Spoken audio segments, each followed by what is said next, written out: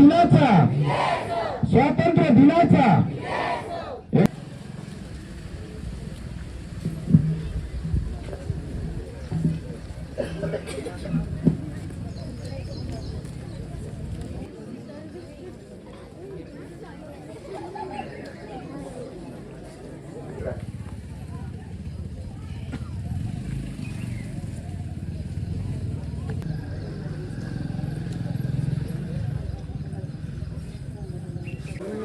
मंगरूळच्या जिल्हा परिषद प्रशाला मंगरूळ येथे आलेले आहेत. आपण पाहतोय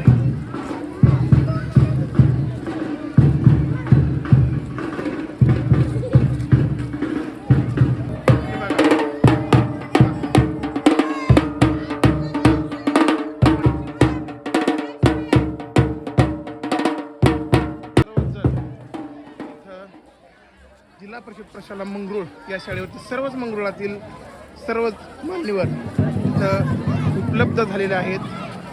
सर्वांनी दरवर्षीप्रमाणे सालाबादप्रमाणे आपली उपस्थिती इथं लावलेली आहे आणि जवळपास मंगरूळ गावातील 5 ठिकाणचे झेंडावंदन हे दरवर्षी आपण करत असतो आणि सर्वच मान्यवर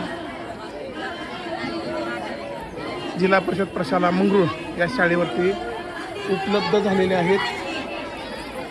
आपण पाहतोय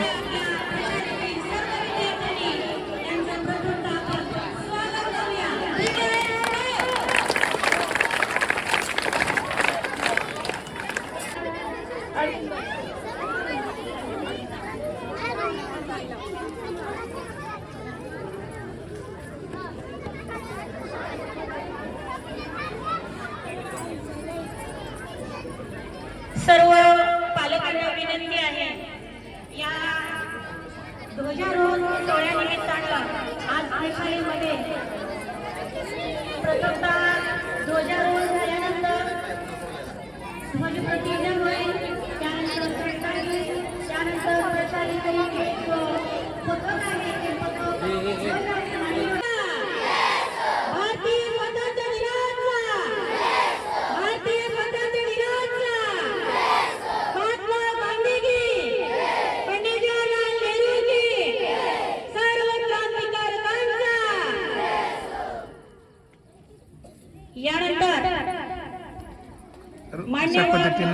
सर्व आपण ध्वजप्रतिज्ञा घेणार आहोत.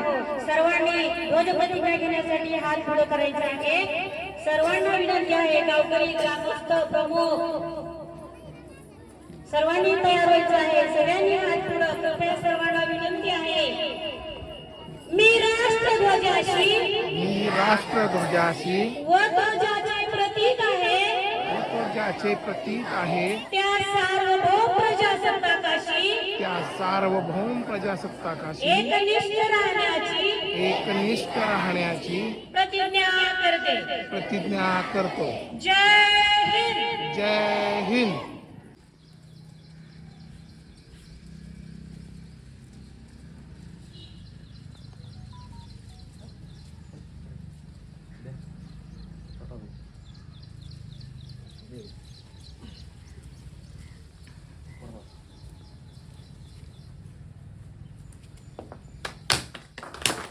प्रतिमेचं पूजन झालेलं आहे आणि काही क्षणातच ध्वजारोहण होईल. प्राथमिक आरोग्य केंद्र मंगरूळ सध्या इथून आपण लाईव्ह आहोत मित्रांनो आणि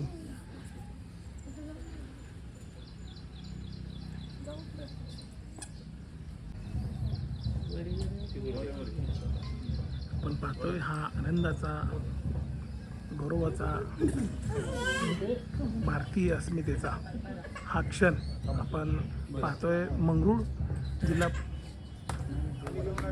प्राथमिक आरोग्य केंद्र मंगरूळ येथून आणि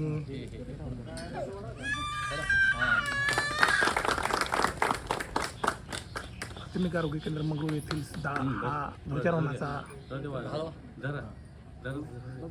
नाही तो काढा ना, तो साईडला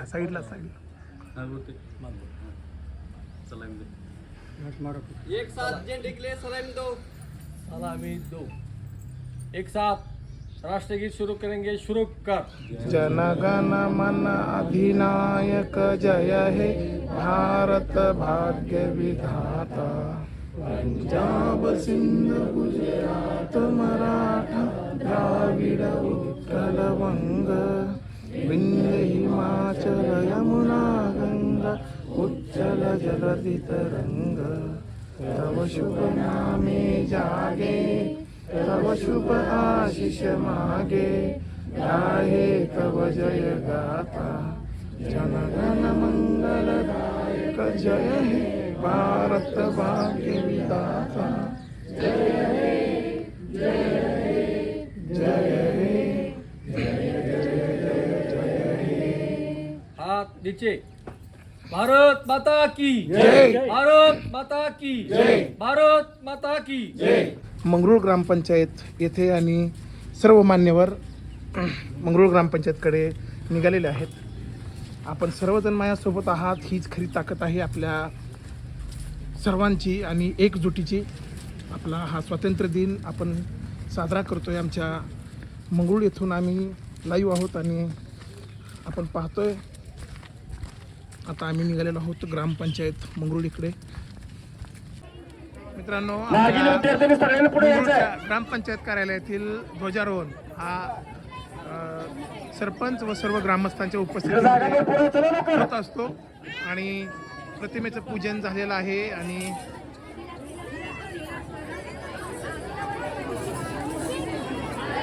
अगदी काही क्षणातच ध्वजारोहण इथला संपन्न होणार आहे. त्यानंतर अनेक सांस्कृतिक कार्यक्रमाने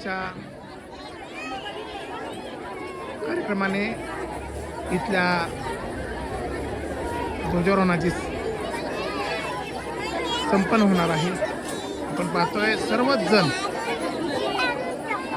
हर्ष उल्हासाने इथं आलेले सर्वच विद्यार्थीवृंद, पालकवृंद, ग्रामस्थ, शिक्षकवृंद व सर्व कर्मचारी आणि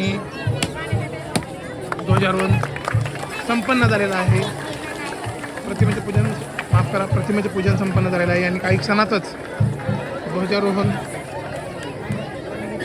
होईल आणि काही क्षणातच ध्वज फडकवून मानवंदना दिली जाईल आणि त्यानंतर राष्ट्रगीत झाल्यानंतर वेगवेगळे कार्यक्रम साजरे केले जातील.